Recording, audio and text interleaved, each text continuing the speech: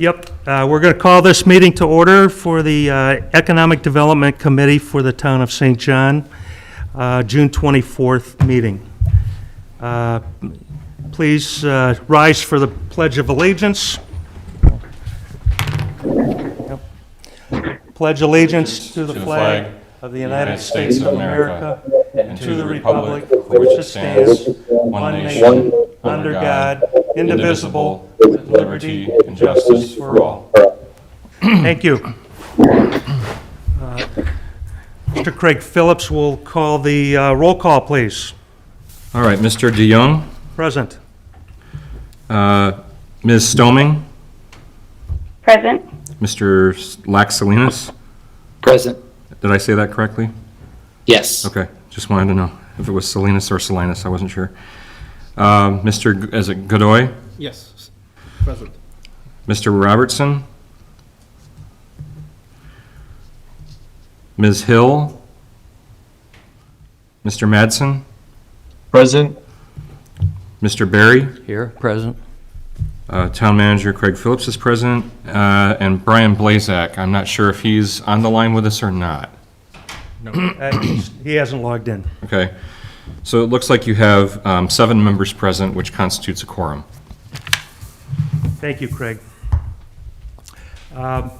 Margaret Abernathy, who takes our minutes for our meeting, has been promoted to Craig's office as his assistant, and so the minutes will be forwarded to you, or we'll have them available by the next meeting.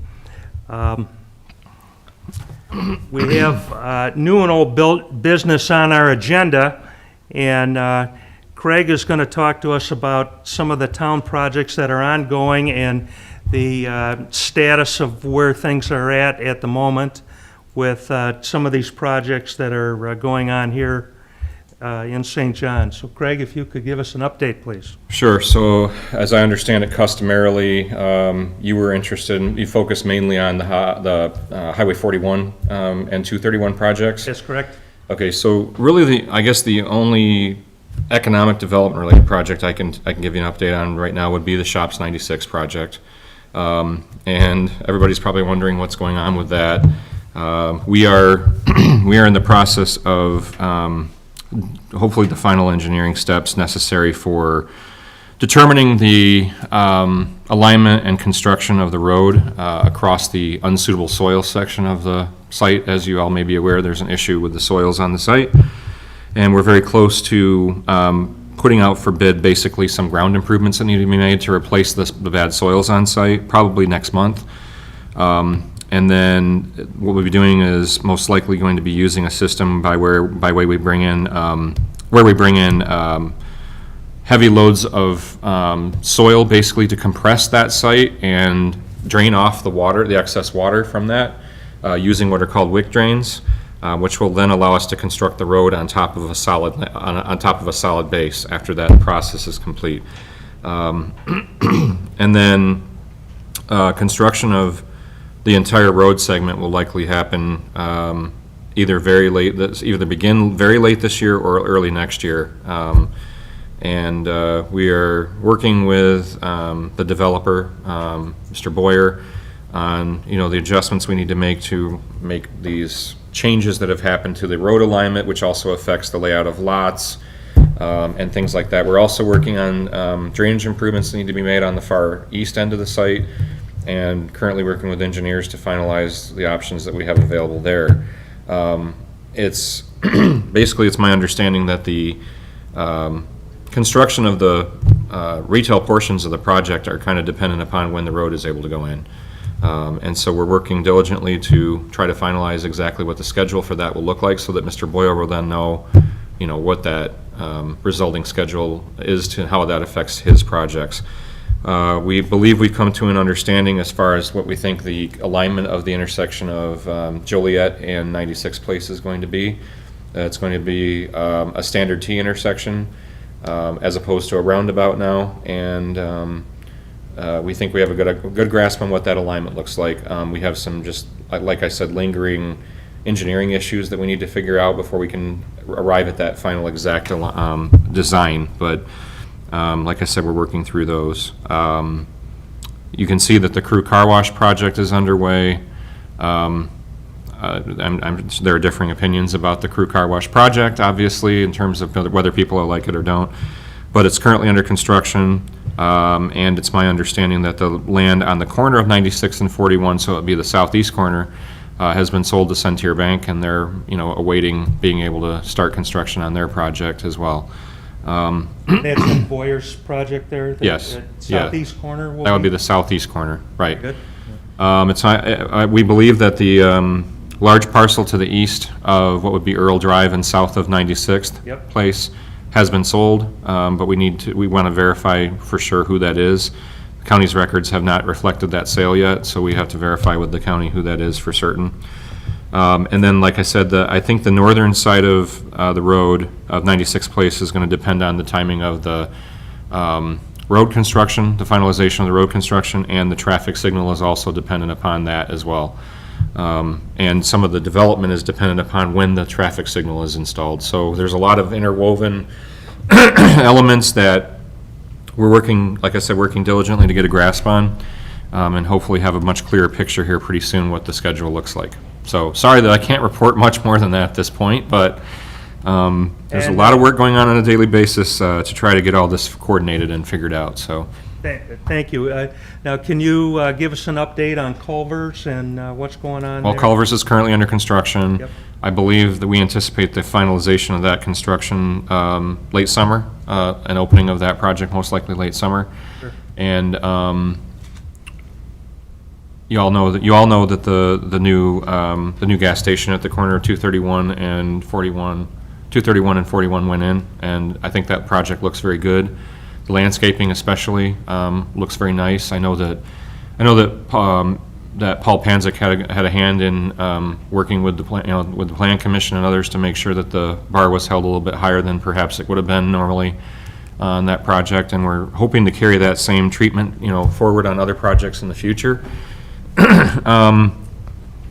Let's see what else is, as far as construction is concerned. Apologize. I'm not aware of any other significant construction projects right now. I think a lot of things are kind of in limbo and in a holding pattern right now because of COVID-19 and the impacts that's had on things. But I think, once we have a better grasp on how the virus is going to affect things, and we'll get a much better idea of what to expect and what the level of interest is, from people who want to develop projects along that corridor. There's going to be a lot of road construction for a long time. I know that a lot of people have been asking about, how long is the construction on US 41 supposed to last? And unfortunately, the answer is until sometime next year. Oh, my. Yeah, so there's that project consists of 3 or 4 phases, depending on how INDOT finally lays out that schedule. There's currently the work being done, obviously, at the intersection of 96th and 41. And we anticipate, that work will end, that'll wrap up sometime this summer. We were expecting to start a sanitary sewer line relocation project that would go from 97th down to 101st, roughly. But there have been some setbacks due to changes made by INDOT in their overall project.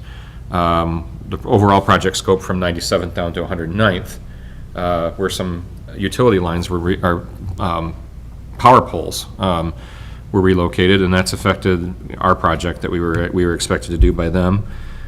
So it may be that the projects that were supposed to happen after the wrapping up of 96 and 41 might not happen this year, that maybe next year.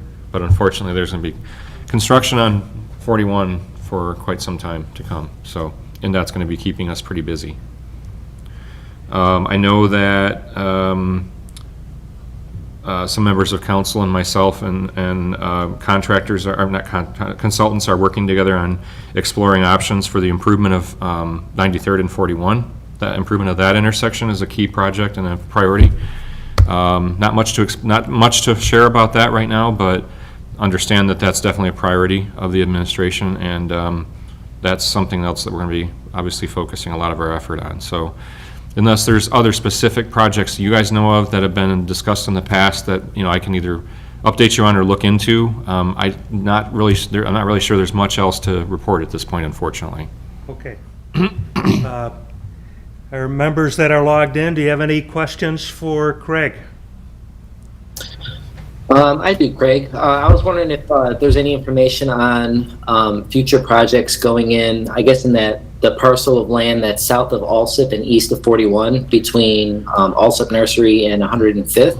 That's where the current strip mall is right now. And I know the strip mall has been cleared out and the houses behind it have, I believe all but one have been demolished. Is there a plan for that? And also across the street on the west side of 41, I know they've been doing a lot of land moving for the last 2 years. If there's any information on that. Well, I had heard that the land south of Alsip had been purchased by Franciscan. It has. And it's my understanding that if you look at the county's records that has transacted, so that transaction has taken place. But as far as any specific plans that would go on that property, I would have to look into that further and see if we haven't gotten any updates on that since I've been here. I started on the 1st of March, and I haven't heard any updates on that project since I began. The same goes for the strip center on the other side that you were referring to. I think that butts up to West Creek, between 41 and West Creek. Right. Are you referring to there's potentially going to be a development being done by Schilling in that area, I believe? Okay. Is that what you're referring to? Yep.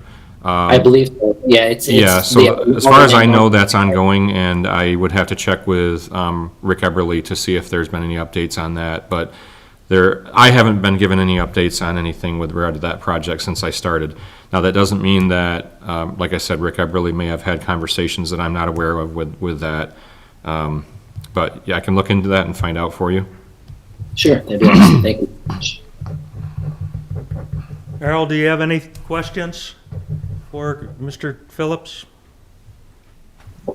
Not at this time. Okay. Anybody else, sir? All right. Craig, thank you for those updates. I appreciate that. Jerry, are you going to stand in here for Brian Yeah, we're not sure where Brian's at. and give us a little update on where we're at? Mr. Sweats is here, our town president, and there's a couple. I'll let him get hooked up here. So there's a couple things that have happened that affects what's happening here in St. John with a land ruling. Maybe you can share a little bit that you're able to do on that, and which was in the paper here recently, and maybe start there. Yeah, I guess that's probably the best place to start. Yeah, on January 1, the council rezoned a couple of parcels to R1 that were R2 PUDs. Yep. And that triggered a lawsuit. So there was some legal action there. We went back and forth, went through the courts, and this past week the courts did rule in our favor. So we're encouraged by that. Not sure where it's going to go, but I'm hoping that is at least going to open up the door so that we can negotiate something that's going to work for everybody involved. So that would be a good thing there. Yeah, our attorney's done a great job for us. We're very happy with what he's done. Also looking forward to development up and down the area. I mean, as land comes in, you guys, we're going to really depend on you guys to really push some of the stuff for us and tell us, the direction that you think what we need to go. I mean, that's why we put this board in place and got professional people on it, because we need advice from you guys on the directions that you think that we need to look as well. So we're actually going to look for you guys to probably do a little more contact than what you've done in the past.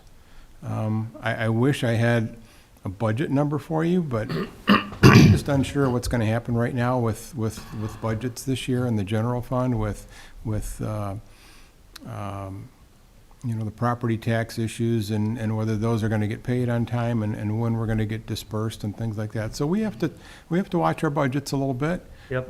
But I don't want to tie your hands either, and so we're really looking forward to, some areas there, especially along the 41 corridor, and areas that you think we could go.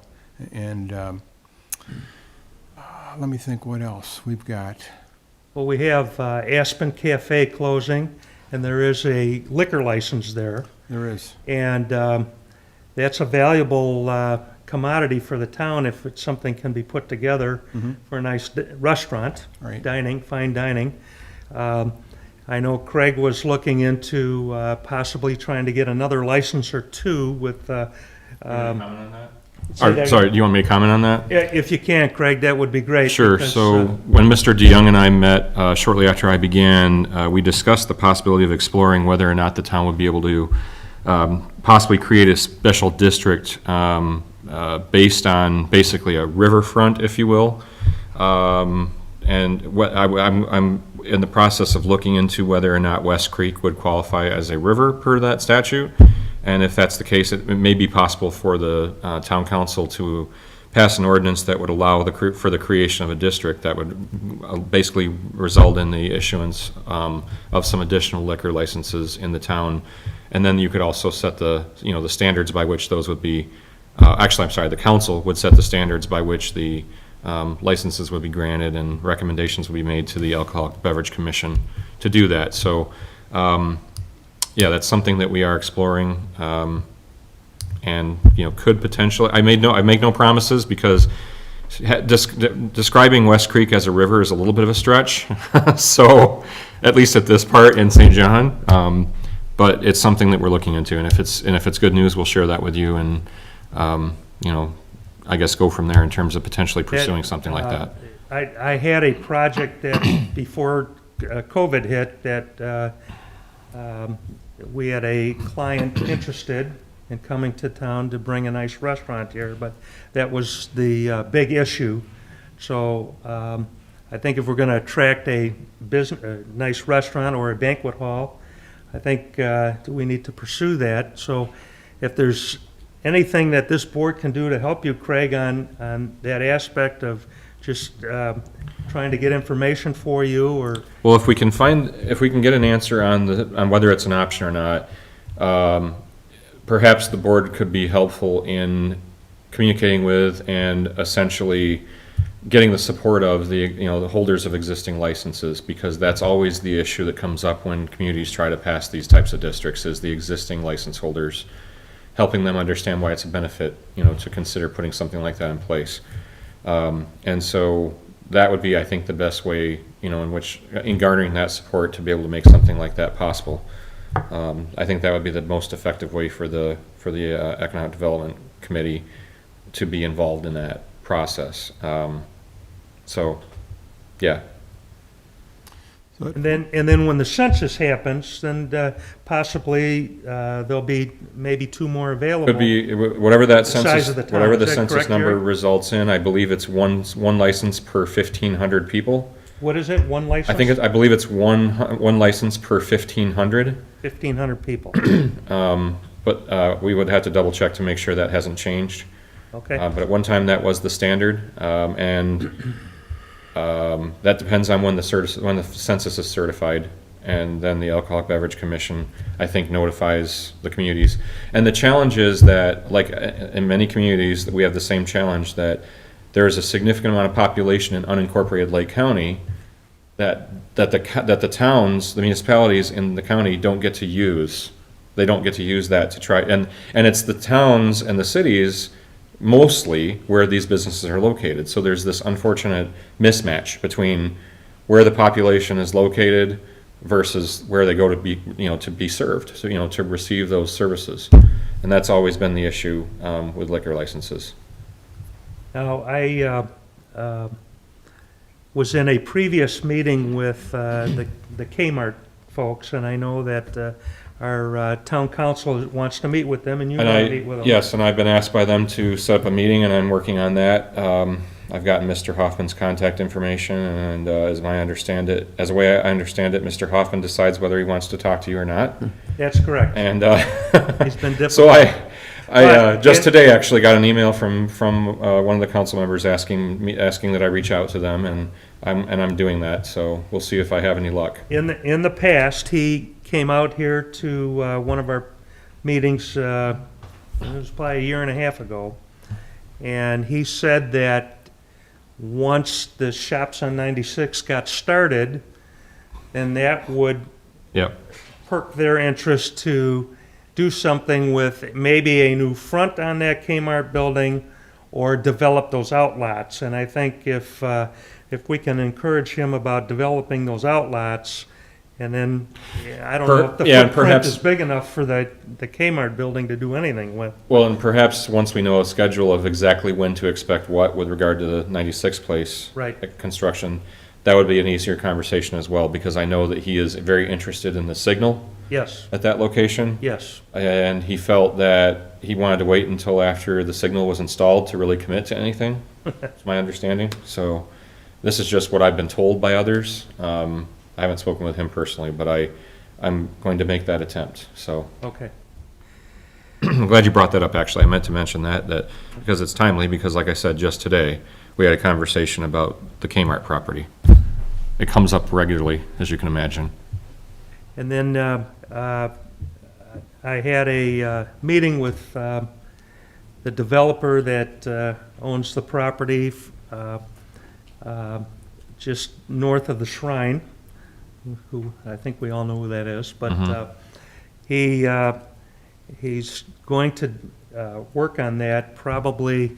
He said his time frame was a year to a year and a half because he has Continental going. So that's kind of that's verbally what Frank said to me on that. So So, two questions. This is Carl. Number one, for the record, who is that owner? it's Mr. Schilling. And then the other question that I have, going back to the zoning lawsuit, is it done or is it subject to appeal? It is subject to appeal, and that very well may happen.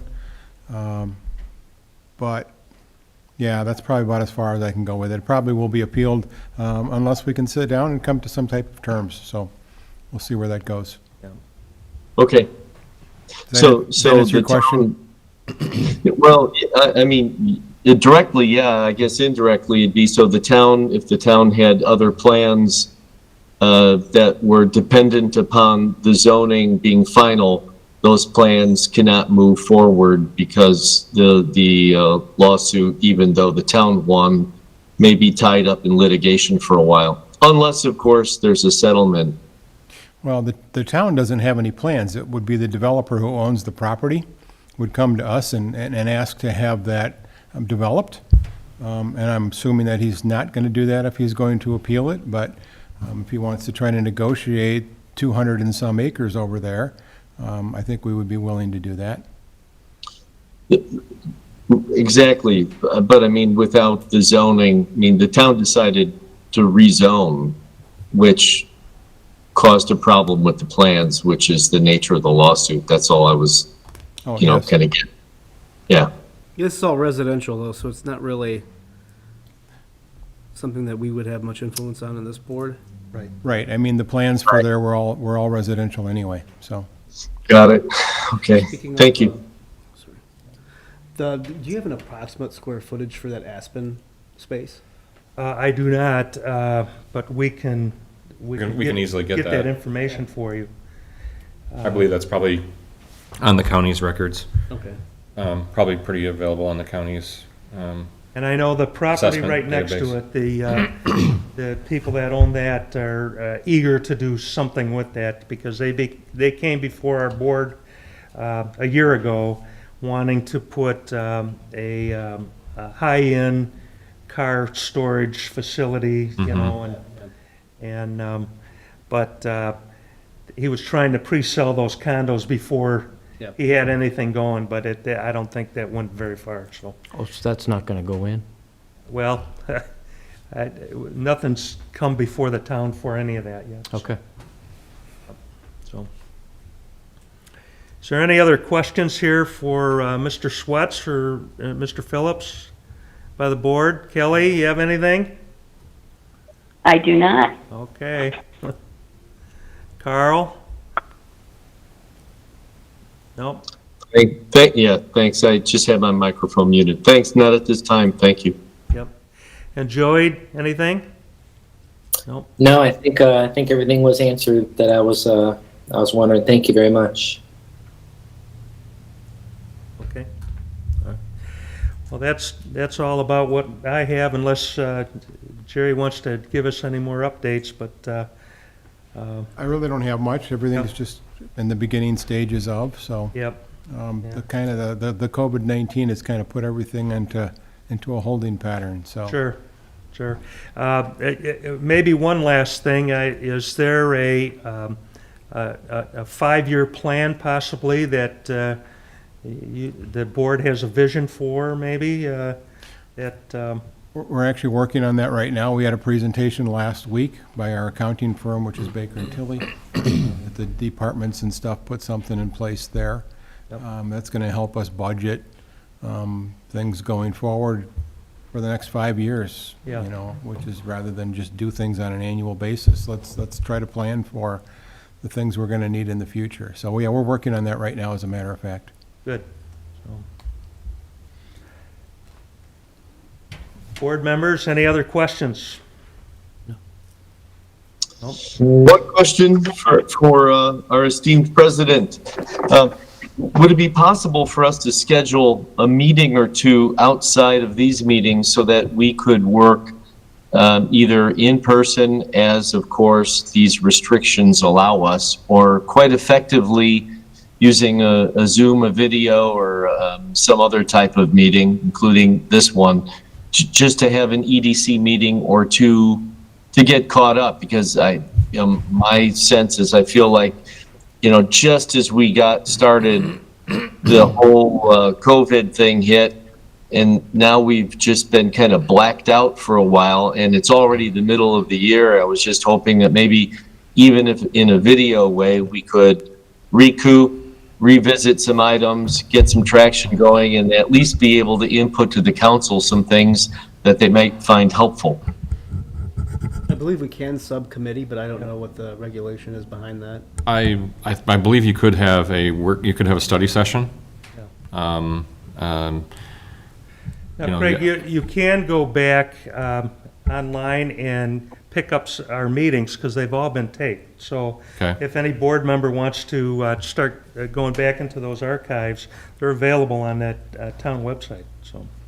I believe it. Isn't that Right, right, I'm not Jason? But perhaps a study session might be a good way to do that. Yep, That has to be noticed, but it would be an opportunity for the group to get together and basically have a discussion about, basically share information, but not make decisions. yep. Exactly. So that might be a good option for that. And do you know when our social distancing will be done here?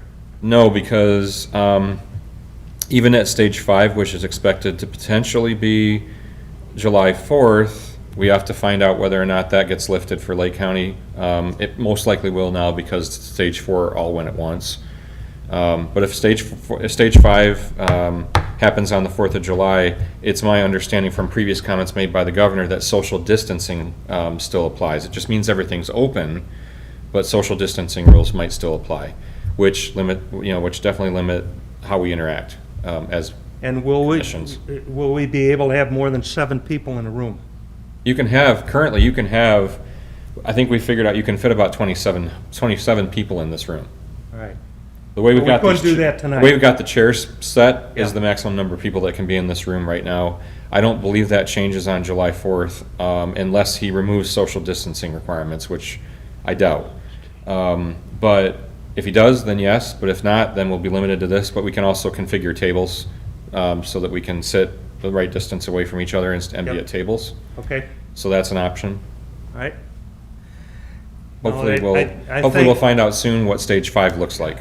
If you can notify me, and then we can get a memo out to each board member, and then we can work on a convenient date that works for everyone, so. Okay. Is that reasonable, everyone? Mm-hmm. Yep, okay. Did you want to try to do that next week? Yeah, I mean, we can, it's, It's just before the 4th of July, so I wasn't sure. Yeah, I would say we'd have to do it after the 4th of July. Okay, so after July 5th, Yes, sir. 6th, whatever that is, yeah. Yeah. Okay, we can shoot for some dates that might work then, the week following the 4th perhaps, as a starting point. Okay. And you'll let me know that so we can get a Yeah, message out to everyone? Okay. Yeah. Good. All right, I don't have any other business for the board. Any final comments, reports? No comments, no reports? Have a motion to adjourn the meeting? I'll second the I motion. second. Second. Motion carries. Thank you. You have to have a roll call vote. Oh, roll call, I'm sorry. oh, because they're Yeah, not. I'm sorry about that. That's right, We because, need a roll call. because vote. we're not all present, physically present. Okay, yes, Mr. DeYoung, Yes. Ms. Stoming, Yes. Mr. Lax Salinas, Yes. Mr. Godoy, Yes. Mr. Robinson is absent, Ms. Hill is absent, Mr. Madsen, Yes, adjourn. Mr. Barry, Yes. Town Manager Phillips, yes, and Mr. Blazek is absent, so 7 in favor of adjournment Thank at you. 5:35. 5:35, meeting's adjourned. Thank you, everyone, for All right, thanks.